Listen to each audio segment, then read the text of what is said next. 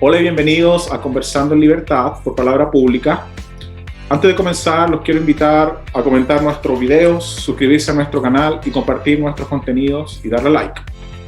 También los quiero invitar a que sigan todos los viernes a las 7 p.m. o los sábados, quiero decir, el programa que conduce Luis Marchena de Brasil y Lenin Fernández desde Chile, Palabra Pública Shock, en donde comentan algunas noticias importantes de la semana sobre política, economía, entre otros temas, en una conversación muy relajada, amena y con un poco de humor. También los quiero invitar a que sigan nuestras próximas entrevistas, por ejemplo la que vamos a tener la próxima semana con Adam Barta, director del Epicenter y colaborador del Instituto de Asuntos Económicos de Londres, y a invitados, otros invitados futuros como Avi Loeb, profesor de Astronomía de Harvard, Axel Kaiser, fundador de la Fundación para el Progreso de Chile, Brian Kaplan, profesor de Economía de la George Mason University. Y bueno, antes que se me olvide, también nos pueden comenzar a seguir a través de nuestras plataformas Spotify y Anchor, donde vamos a estar como audio.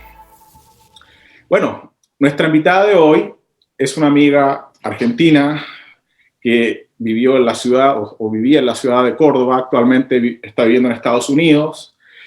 Es abogada, máster en Derecho con énfasis en los negocios por la Universidad del Sur de California y graduada del programa de filosofía de Ayn Rand Institute. Actualmente es investigadora del Ayn Rand Institute, donde además escribe para la publicación y podcast New Deal. Y bueno, hoy nos gustaría introducir a nuestra audiencia, sobre todo a aquella que no está necesariamente familiarizada con la idea de Ayn Rand. Bueno, las ideas de Ayn Rand suelen ser muy atacadas, incluso por personas más cercanas a su pensamiento.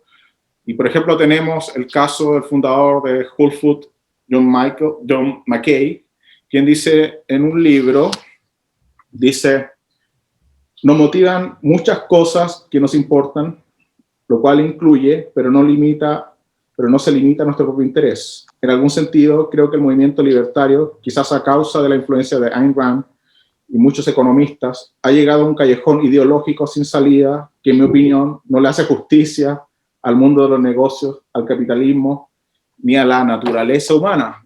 Y bueno, esto es muy extraño, porque Ayn Rand, sobre todo lo que yo me acuerdo en su novela La rebelión de Atlas, enseña la importancia capital de las empresas, del capitalismo, del emprendedor y de las ideas.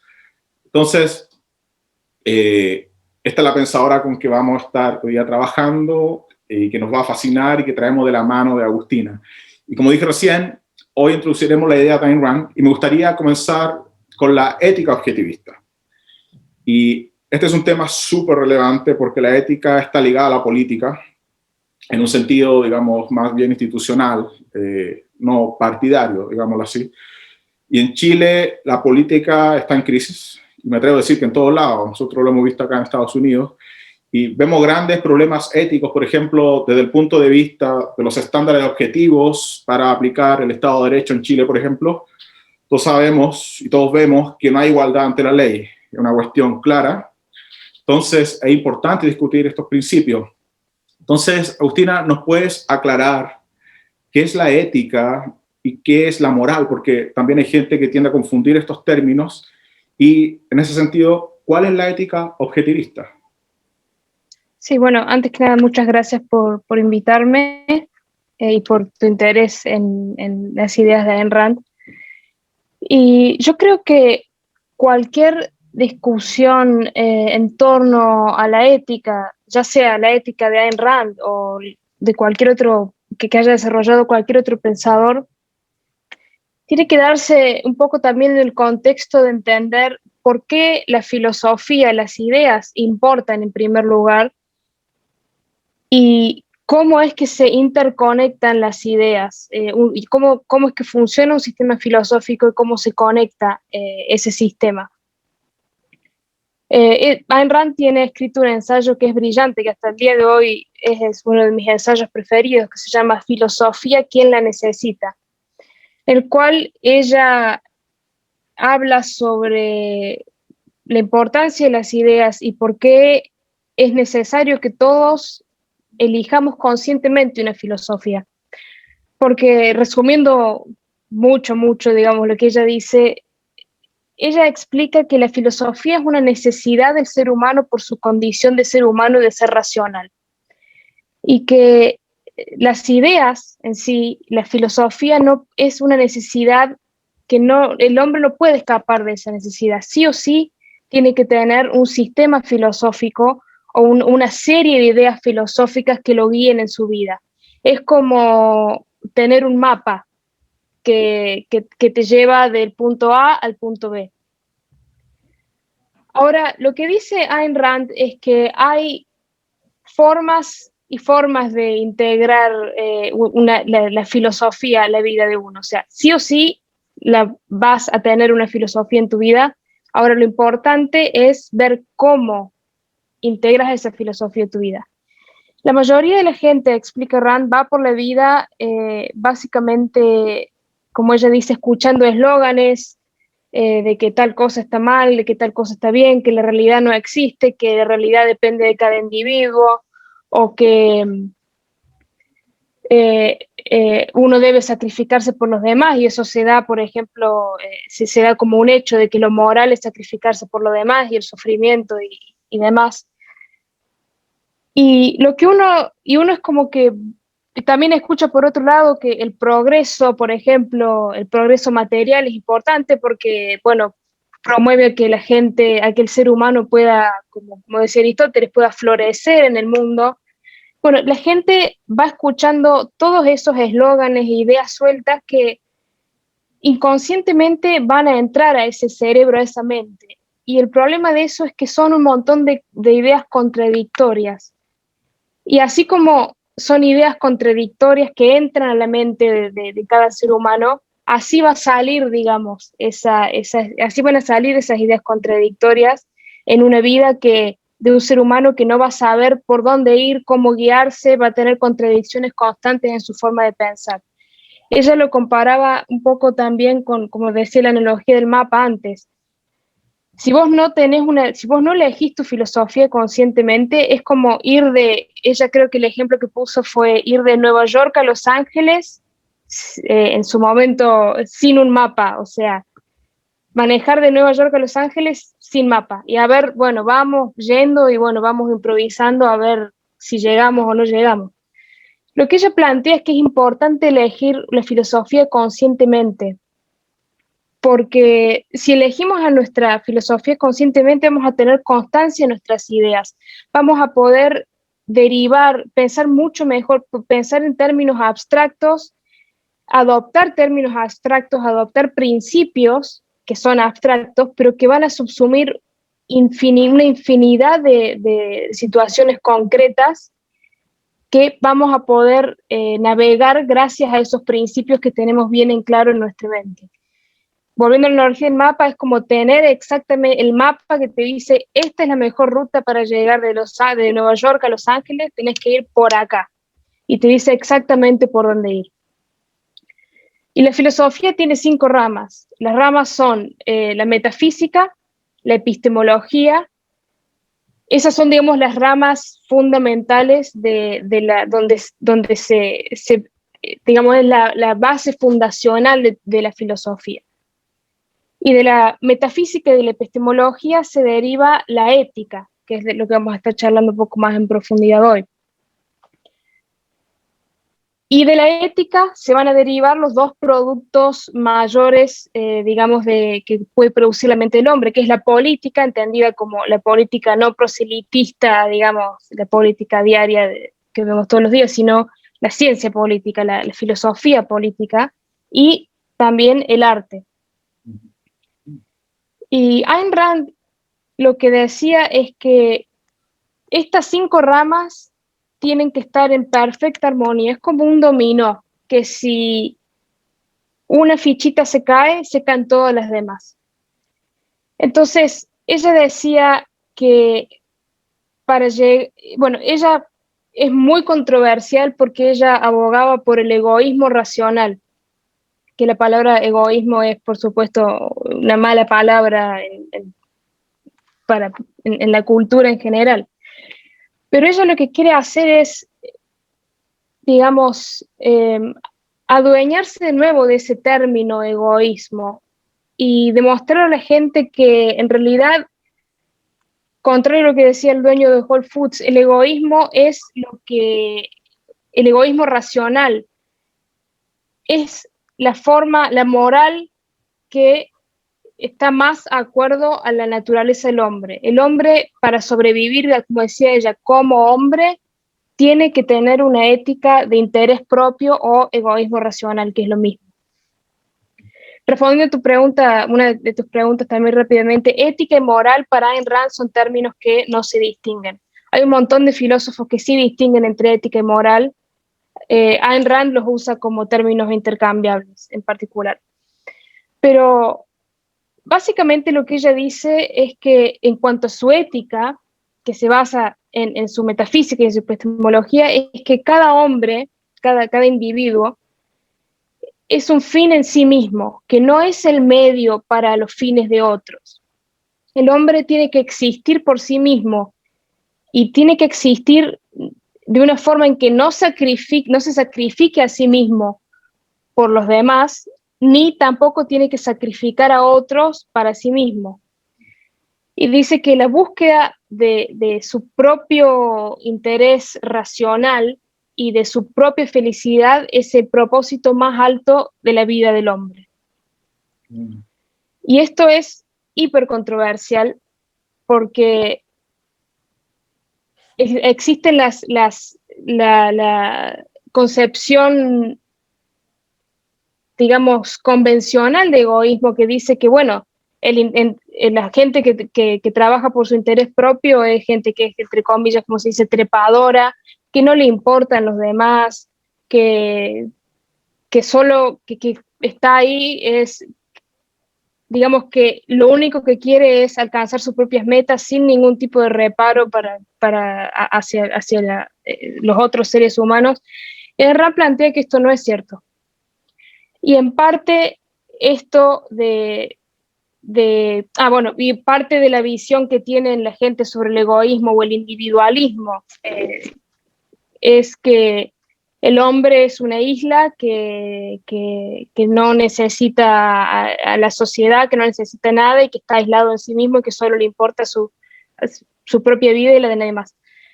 Ayn Rand dice que esto es totalmente incorrecto, totalmente errado, no es la naturaleza del hombre esta, y una de las formas en que se manifiesta este hecho de que el egoísmo no deriva en explotación, en explotación de los demás, ni en el sacrificio de los demás para el bien propio, es la implementación política del egoísmo racional, o sea, de la ética, que es el capitalismo en sí. Ahí voy a parar porque ya me extendí un poco, pero podemos seguir hablando muchísimo más de ese tema. Claro. Ignacio, tú tienes una pregunta. Sí, bueno, primero que todo, muchas gracias por estar con nosotros el día de hoy. Por supuesto que he disfrutado mucho la primera respuesta, de hecho tocaste muchos puntos importantes. El primero siendo el sacrificio, que bueno, es donde me voy a enfocar ahora, y después el progreso, que lo quiero tocar después. Bueno, sin lugar a dudas, todos los puntos que tocaste tienen una estricta relación, una correlación directa con lo que es la filosofía y la economía, como la entendemos nosotros, sobre todo yo que estudio, me gusta mucho la economía austríaca, ¿no? Y el individualismo metódico. Entonces, dentro de lo que conversaron anteriormente con Francisco, y quiero parafrasar a Ayn Rand con esto, en el primer capítulo, de hecho, de la virtud del egoísmo, en la ética objetivista, ella dice: la ética objetivista mantiene la vida de un hombre como su estándar de valor y su propia vida como el propósito ético de todas las personas individual. Entonces, me gustaría que abramos un pequeño espacio de conversación en este tema a tocar lo que acabas de mencionar. Primero, desde la definición del egoísmo, ¿ya?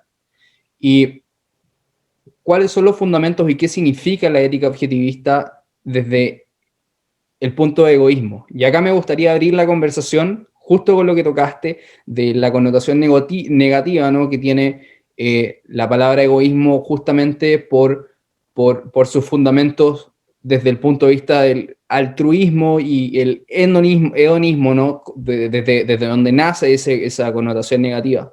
Y abriendo la conversación, me gustaría dejar en claro que la palabra egoísmo o el concepto de egoísmo no es malo per se. El egoísmo, como definición, simplemente significa lo que es lo que nosotros hacemos y lo cual es en el mejor interés para nosotros mismos.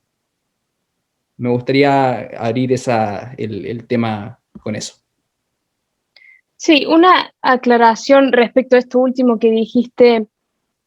Ayn Rand, en su introducción en el libro, como mencionaste, La virtud del egoísmo, dice que el egoísmo en realidad, o sea, la definición de egoísmo en realidad en el diccionario es neutra.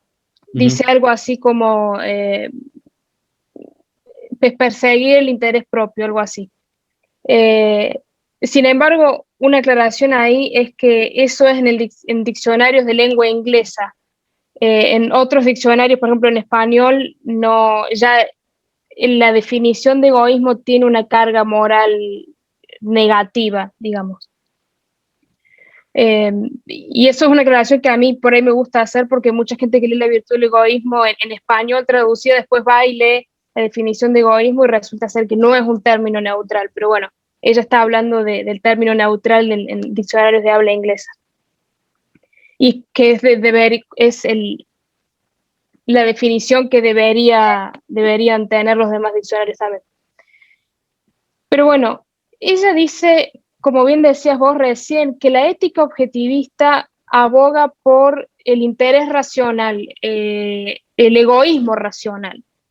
Y lo que significa el egoísmo racional, lo que significa abogar por el egoísmo racional es abogar por los valores que requiere la sobrevivencia, como decía antes yo, la supervivencia del hombre como hombre.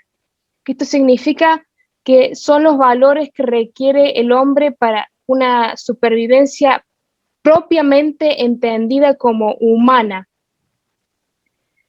Y no son los valores que se producen por los deseos o las emociones o los sentimientos o caprichos o incluso las necesidades de las personas, sino que, porque de ahí viene la definición, el entendimiento incorrecto de la definición de egoísmo, que es decir, porque si uno actúa en base a sus sentimientos, a sus caprichos y demás, y al corto plazo, es probable que termine explotando a los demás, sacrificando a los demás para uno mismo, o incluso sacrificándose a largo plazo uno mismo.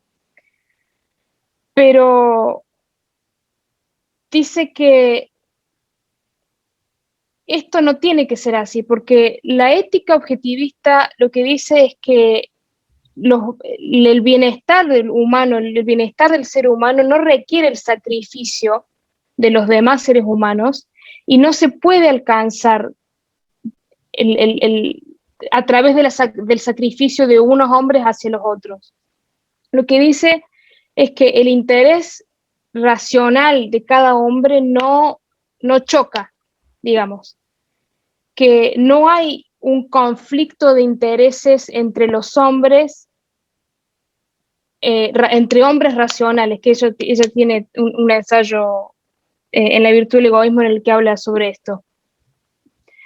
No existe un conflicto entre hombres racionales, o sea, entre hombres que no desean lo que no han ganado y que no hacen sacrificios ni aceptan sacrificios y que no tratan entre ellos como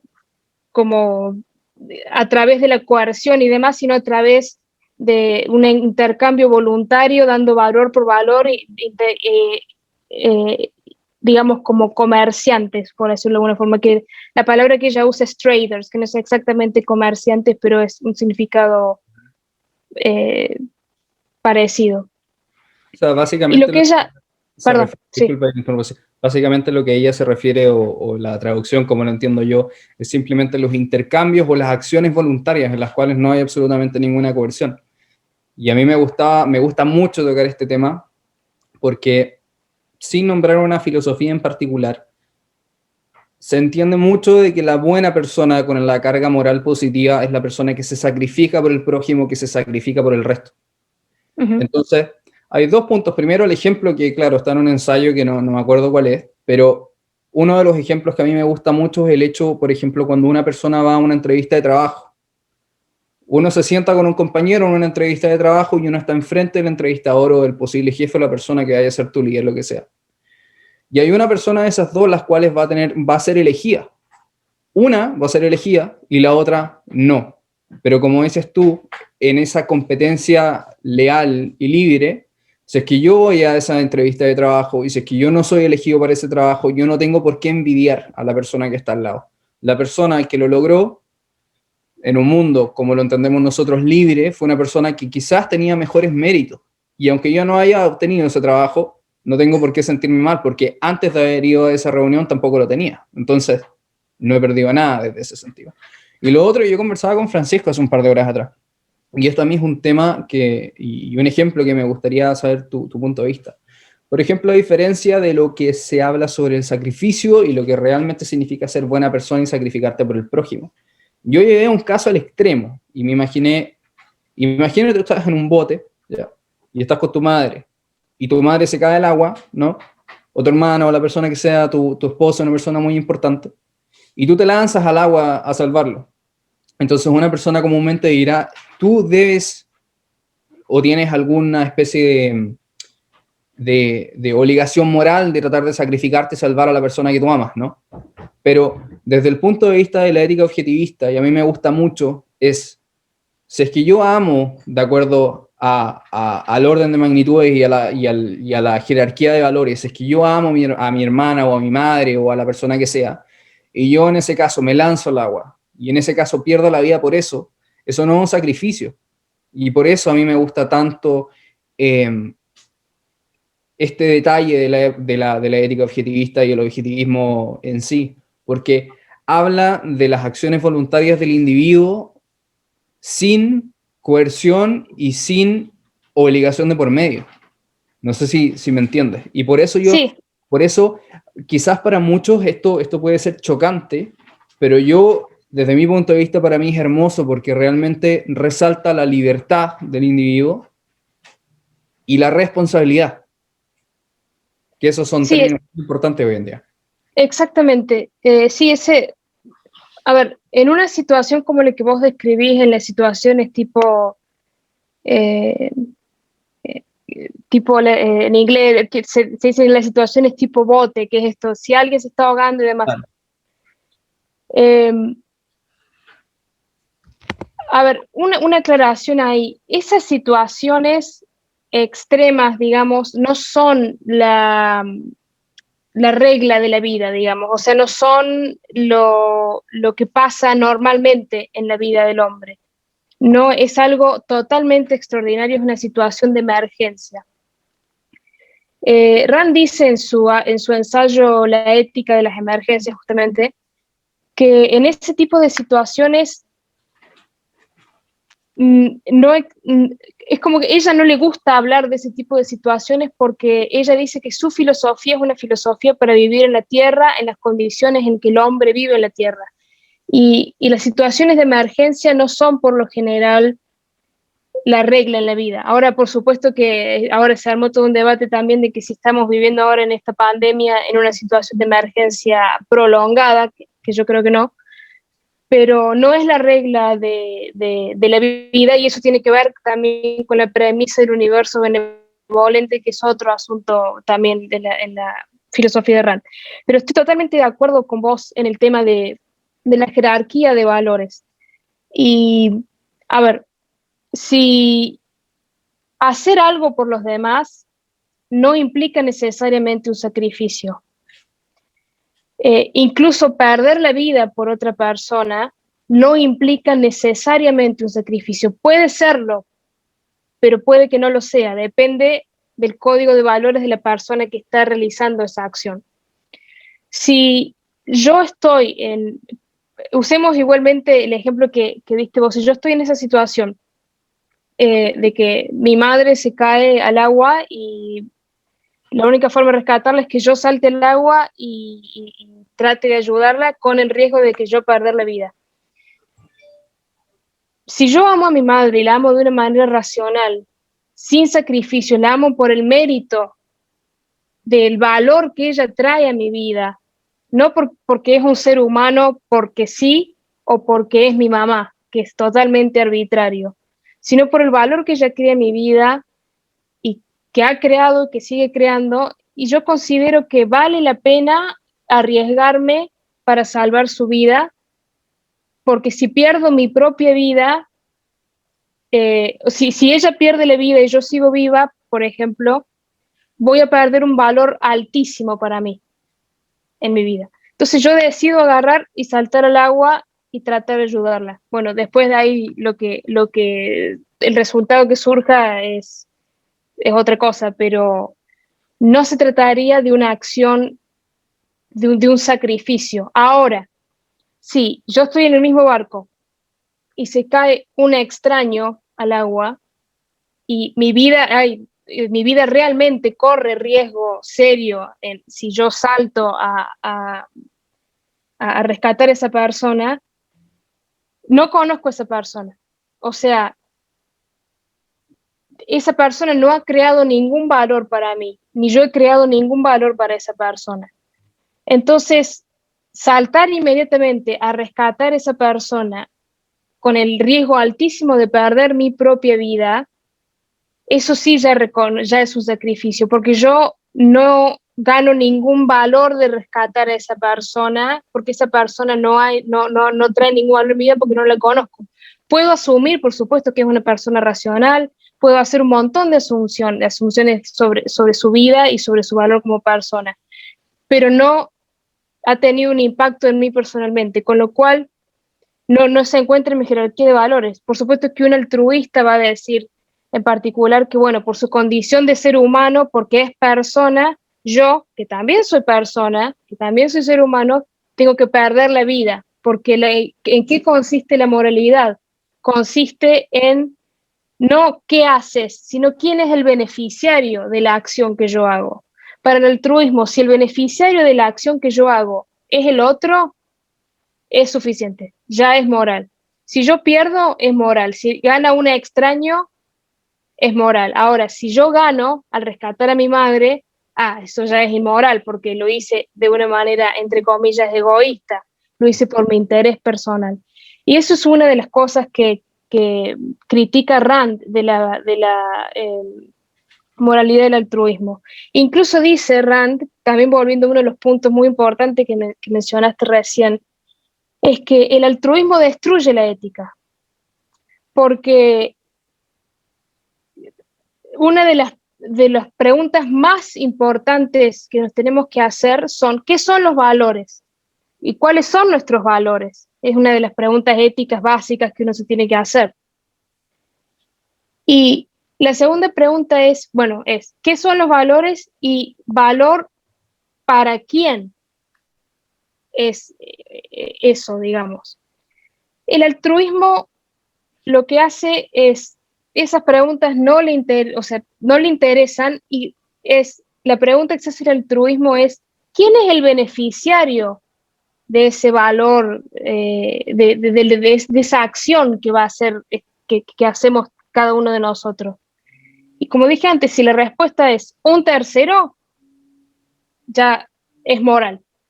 Si la respuesta es yo mismo, o en algún punto es yo misma soy la beneficiaria de dicha acción, ahí ya es inmoral.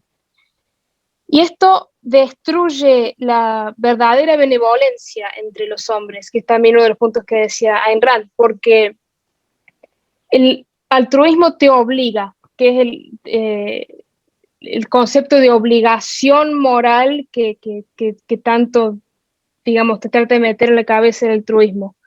El altruismo te obliga a hacer cosas para los demás, y cada vez por la naturaleza del altruismo, que te trata como un animal de sacrificio, que sos moral solo si te sacrificas por los demás, en base a esa moralidad yo no tengo nada que ganar positivo de la ética, de la moral. Si yo hago algo una acción moral, siempre voy a salir perdiendo porque es sacrificio. Entonces, si yo quiero ser moral, tengo que donar el 50% de mi sueldo y comer arroz todos los días porque no me alcanza la plata y vivir en la miseria, pero bueno, por lo menos soy moral en cuanto a la ética altruista. Pero el hombre no está hecho, como quien dice, para vivir así, no es la naturaleza del hombre vivir así. Y fíjate que la ética del altruismo, no es falta que lo diga, ha permeado básicamente todas las sociedades del mundo en menor o mayor medida. Y fíjate cómo, incluso que esto de eso también lo dice algo parecido en el ensayo Filosofía que la necesita, fíjate cómo incluso en el discurso común de la gente se ve que en la ética, la moral es esta carga en la cual no tenemos nada que ganar y mucho que perder. Fíjate que a mí una frase que siempre escuché, sobre todo cuando era chica, que mis amigos lo decían, hacían algo por otra persona que le implicaba un sacrificio y decían, bueno, ya hice mi buena acción del día. Claro. Esa es la clásica. Porque el altruismo sí o sí te pide que sacrifiques, y sacrificar es dar un valor que vos tenés a cambio de un no valor, digamos, o sea, a cambio de nada, o de un valor mucho menor al que vos tenés. Y eso ya es sacrificio porque vos salís perdiendo. Entonces, no todas las personas, de hecho, chequean si la acción que ellos cometieron realmente produjo un beneficio. A veces uno tiene la impresión, como Don Quijote, de que benefició a otro, pero la acción termina perjudicando a la otra persona. Sí, tal cual. Y bueno, esto destruye completamente la benevolencia entre los hombres, porque, a ver, hace que nosotros hagamos cosas por los demás e incluso, entre comillas, amemos a los demás o querramos a los demás, que no es la forma, el significado real de amar o de querer, por obligación, porque, bueno, me tengo que sacrificar. Un ejemplo que da Rand es,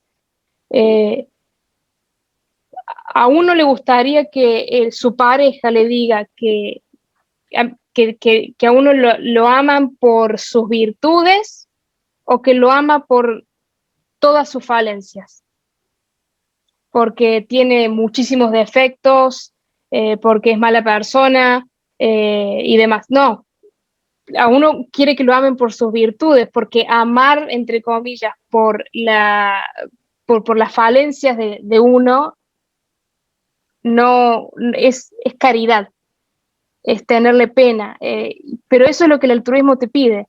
El altruismo te pediría que ames a tu prójimo, a tu pareja, a quien sea, por sus falencias, por sus carencias, y que sacrifiques en base a eso. No que lo ames por sus virtudes y por sus valores positivos y demás. Pero sí, o sea, este tema de la obligación moral que te impone el altruismo, de decir, tengo que ser cortés o bueno con esta persona porque me lo obliga la moralidad, eso destruye la benevolencia entre los hombres. O sea, yo, si estoy en una situación, por ejemplo, que, no sé, ocurre un terremoto en California, que en algún momento va a ocurrir de magnitud 8 y algo, y bueno, y me encuentro en una situación en que me quedé sin mi casa y me quedé sin mis recursos y sin nada, y bueno, yo personalmente no quiero que venga un extraño y me ayude, me dé el 50% de su sueldo y que él mismo también caiga en la miseria igual que yo para ayudarme a mí. Eso no lo aceptaría jamás.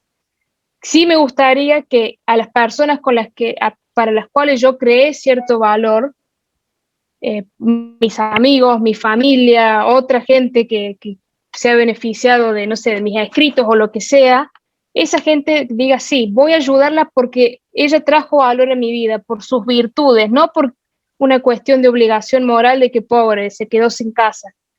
Entonces, esa es la verdadera benevolencia que existe entre los hombres, que el altruismo la destruye y el egoísmo es la única moralidad que la permite. Sí, yo estoy totalmente de acuerdo, y algo que también, bueno, Rafael y Francisco, desde un punto de vista económico, también lo pueden contestar. Yo he reflexionado mucho sobre esa ese pensamiento que tiene Ayn Rand en el sentido de que todo altruismo o hedonismo o todo sentimiento colectivista abre las puertas para la destrucción del individuo. Y dentro de todo lo que has estado conversando anteriormente, estoy de acuerdo porque todo un sentimiento altruista, que puede ser una filosofía o puede ser una religión, sea cual esta sea, cuando se transforma a la esfera económica, nosotros normalmente estamos hablando de algún sistema económico colectivista. Dentro de los más modernos podría ser el socialismo clásico o el socialismo científico, por así decirlo. Sabemos que lo cual no lo es, pero es dentro de este código moral, es como de una forma económica esos recursos del trabajo, del fruto del esfuerzo de los individuos, es absorbido, ¿no?, por esa idea de un bien común hacia el futuro. Y desde esa forma, esa absorción de esos recursos y el fruto del esfuerzo propio van generando y van creando a poco una erosión de los sentimientos positivos de los individuos.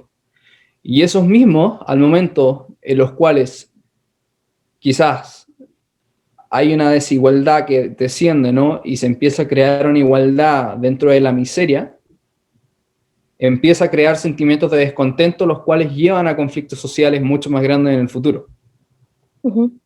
Eso es interesante dentro de lo que habla Ayn Rand, traduciendo el tema de la filosofía, llevándolo a la esfera económica. Eso es bastante... Sí, tal cual. Y estoy de acuerdo con eso. Y esto se da por el hecho de que, como yo decía antes, todas las ramas de la filosofía están conectadas y la ética está como en el centro, y de la ética va a derivar la política, que incluye el sistema político-económico, a lo que me refiero cuando digo política. Entonces, si tenemos una ética altruista, que el altruismo dice, como decíamos recién, que el hombre no tiene derecho a existir por sí mismo, que el servicio de los demás es la única justificación moral de su existencia, y que el autosacrificio es la mayor obligación moral de cada individuo. Si este es nuestro campo ético, eso va a tener consecuencias directas en el campo político, porque de la ética deriva la política. Y la expresión del altruismo en la política es el colectivismo o el estatismo, que el colectivismo y el estatismo sostienen que la vida y el trabajo del hombre, como decías vos, le pertenecen o al Estado, o a la sociedad, o al grupo, a la tribu, a la raza, o a la nación, o lo que sea. Y entonces, como la vida del hombre le pertenece a estos grupos, entonces el Estado, o la tribu, o lo que sea, puede disponer del hombre de la manera en que quiera para satisfacer, entre comillas, el bien colectivo, que es una noción que nunca se sabe qué es, ni nadie puede definir lo que es el bien colectivo o el bien social y lo demás. Entonces, con una moral altruista, sí o sí la parte política va a derivar en colectivismo y va a derivar en el sacrificio de unos, el sacrificio de unos por los otros. Y por lo general los que sufren en ese sacrificio son los productores, los que crean valor y los que traen valor entre comillas, a la sociedad, que en realidad están creando valores para sí mismos y para quienes quieren intercambiar voluntariamente con ellos. Pero lo que hace el estatismo es obligarlos a sacrificar esos valores o a sacrificar los productos de su trabajo, sus ganancias o lo que sea, en función del bien común, el colectivo y demás. Y es esencialmente el altruismo aplicado a la política. Así es. Agustina, estamos un poquito pasados, entonces me gustaría darle la pase a Rafael para que haga la última pregunta y podemos dejar para la siguiente entrevista, la conversación, podemos profundizar aún más. Dale. Sí, bueno, Agustina, mucho gusto y muchas gracias por estar acá, por aceptar la invitación. Un gran honor conocerte. Mira, antes de finalizar, yo tengo, digamos, dos preguntas en una. ¿ok? Es algo fundamental cuando nosotros estamos aquí dentro del mundo libertario, ¿verdad? Nosotros nos encontramos en estas posiciones encontradas y realmente existe dentro de este mundo libertario un rechazo a las ideas de Ayn Rand. ¿Tú cuál crees que puede ser la razón por la que existe esto? Y fundamental, que esto es algo muy fundamental, porque al final nosotros tenemos como digamos, un objetivo común, todos los libertarios, los que rechazan, los que no rechazan, etc. Pero al final lo de nosotros es defender el capitalismo, ¿ok? Vender las ideas de libertad, demostrar las ideas de libertad. Pero desde tu punto de vista, ¿cuál sería la diferencia en la defensa del capitalismo, de las ideas de libertad, dentro dentro de un pensamiento randiano, ¿ok? Versus a otros pensamientos, versus otros libertarios que son los que rechazan o los que inclusive atacan, porque podemos ver mucho en los medios que atacan a Ayn Rand. Bueno, yo creo personalmente que uno de los problemas es que el libertarianismo no se sabe bien lo que es. Dentro del libertarianismo hay tantas corrientes como hay libertarios prácticamente, y no es, o sea, yo creo que la diferencia principal entre libertarianismo y objetivismo es una diferencia, como se dice, meta, o sea, como mirando desde arriba como en principios, o sea, la principal diferencia es que Ayn Rand tiene un sistema filosófico integrado en cual cada pieza encaja perfectamente y tiene coherencia una cosa con la otra, así como muy exacto, casi matemático, digamos. El libertarianismo no es una filosofía, un sistema filosófico, o al menos tiene un montón de corrientes dentro suyo y a su vez dentro de cada corriente hay subcorrientes y gente que piensa de tal forma y gente que piensa de tal otra. Entonces yo creo que ahí es cuando surge un poco el conflicto, porque dentro del libertarianismo tenemos un montón de gente que es religiosa, por lo general católica o de alguna rama del cristianismo, y eso ya de entrada ya no va con objetivismo, porque objetivismo es una filosofía atea, porque se basa en la realidad como la percibimos con los sentidos. Entonces ahí ya tenemos una diferencia metafísica, o sea, la primera rama de la filosofía, la base, ya es diferente. Entonces, y después tenemos, por ejemplo, conservador, bueno, dentro de los religiosos están, por ejemplo, los conservadores que van a adherir a una ética cristiana o católica o lo que sea, que la ética religiosa en general, pero particularmente la ética católica, aboga sí o sí por el sacrificio de los demás. Esa es la ética. Entonces, ahí ya tenemos otra diferencia fundamental. Y como explicaba recién, la ética sí o sí va a tener una influencia gigantesca en la política. Entonces, vamos a defender el sistema capitalista de formas muy diferentes. Yo creo que las ideas de Rand son las más coherentes de todas y de libertarios lo que he leído coincido con algunas cosas y con otras no, pero la diferencia yo creo fundamental es que no nos ponemos de acuerdo con los libertarios en cuestiones básicas, metafísicas o epistemológicas y mucho menos en cuestiones éticas. También en cuestiones políticas, los anarcocapitalistas, también libertarios o que se denominan libertarios, que creen que puede existir una sociedad sin gobierno o sin competencia de gobiernos y demás, y eso no, bajo nuestro punto de vista objetivista, no puede llegar a funcionar jamás. Entonces es como que estamos hablando de cosas diferentes y de ahí viene el rechazo. Lo que yo veo, el rechazo más grande son los libertarios que son religiosos, porque Rand hace un rechazo muy fuerte y muy grande a la idea de Dios, con todas sus consecuencias epistemológicas y éticas y demás. Yo creo que como ese es un tema muy sensible y muy personal, quienes son libertarios y son religiosos se sienten muy tocados por ese tema, muy afectados, y en base a eso atacan a Rand. Pero bueno, como digo, hay tantas corrientes de libertarianismo como hay libertarios prácticamente, así que es como difícil identificar exactamente, como es difícil generalizar, que los libertarios todos piensan esto. Sí. En el objetivismo es un poco más fácil, si bien puede haber un montón de desacuerdos dentro de la filosofía objetivista, un objetivista propiamente dicho va a estar de acuerdo con todos los principios fundamentales de la filosofía. Entonces sí sabes qué puedes llegar a pensar un objetivista en base a esos principios. Puede haber desacuerdos en la aplicación de esos principios y otras cosas, pero más o menos puedes tener una idea de lo que piensa. Gracias, gracias. Agustina, tú enumeraste 1000 tópicos que podemos tomar para la próxima reunión que tengamos y seguramente vamos a profundizar y me gustaría entrar también un poco en la diferencia entre libertario y randiano, que hacerlo interesante porque a veces uno está como capsulado y solo habla con libertario y solo habla con libertario y randiano. Uno a veces no habla mucho con ellos y uno opina a veces sin profundizar, sin tener feedback con una persona. A veces leer es distinto a escucharte a ti, por ejemplo. Entonces es importante tenerte acá para nosotros una segunda oportunidad. Muchísimas gracias, Agustina, y esperamos tenerte pronto. Sí, muchas gracias por invitarme y encantada de volver cuando ustedes quieran. Gracias. Gracias. Adiós. Muchas gracias.